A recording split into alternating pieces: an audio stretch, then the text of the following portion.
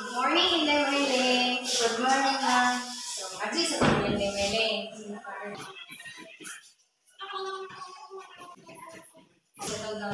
So, our lesson for today is all about operations on integers. So, kaya ka sa operation on integer, Inday Mele? Kaya ka sa upat ka operations on integer? Okay. So, karon magina tayo makibaw taon sa upat ka operation on integer. So, upat ka operation sa integer is adding, subtracting, multiply, and divide. Mo na siya upat ka operation sa integer. So, addition.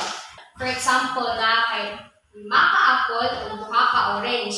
So, pila naman tanan ka prutas ang naamin mo? 7.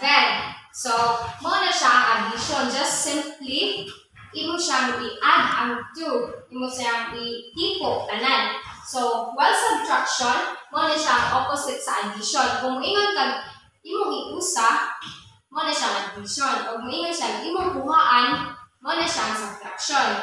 And multiplication, ingon siya 2 times 3. So, duha, duha, o duha. Okay. 2, ang duha katuluod. So, pila naman? Ang duha katuluod? 6. So, 6. Mga na siya ang multiplication. And lastly is division. Tintahay na kay pizza. And nakoy ka ng punong kabuk sa inyong barkada. So, ang pizza, inyong tungaon o ka.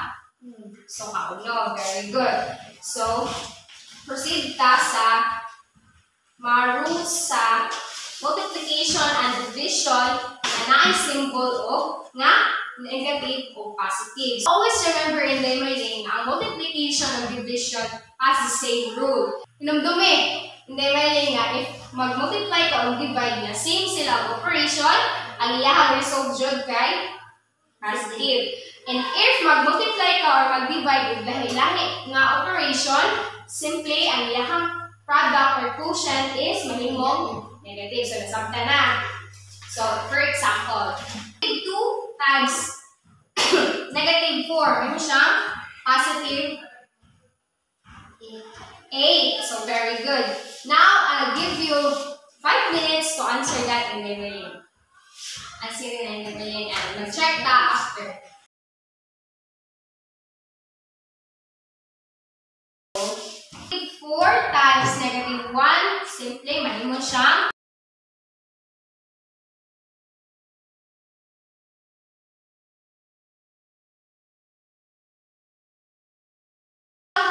Let's proceed to addition and subtraction nga naay symbol nga positive o negative. So, if ang bigger number, kailan naman ang bigger number, no? Ang smaller number, so, and answer. So, if imong bigger number is positive, ang smaller number is positive, imo na siyang i-add ang duha and copy the symbol. Copy the symbol. And if ang bigger number is negative and the smaller number is negative, so, di ba yan ha? O parehas sila symbol, imo na siyang add, plus di mo. So, if negative o negative, imo siyang add, kunya copy ang iyang symbol nga negative. And if ang bigger number is positive and the smaller number is negative, imo siya i-minus. Imahan, nagdumi na yun ha? Nga if ang positive o negative, imo na siyang i-minus. I-copy ang symbol sa bigger number. So, kung sa may bigger number, kung sa may siya? So, positive, ano ang answer? So, if ang bigger number is negative and the smaller number is positive, di sila pareha ang sign. Kung sa nimo, i-add or i-subtract. Subtract. And copy the sign of bigger number. So, kasi may sign sa bigger number. So, negative. Now, for example, negative 3 plus 4. So, yung sa tuloy mo in the mali, o bigli pareha ang symbol, uhaan. So, 3 ang upat mo ang tulo, mahimo 1. Unya, i-copy ang bigger number. So, pila may bigger number ani? 4. Ang 4 is positive or negative? So, positive 1 ang answer.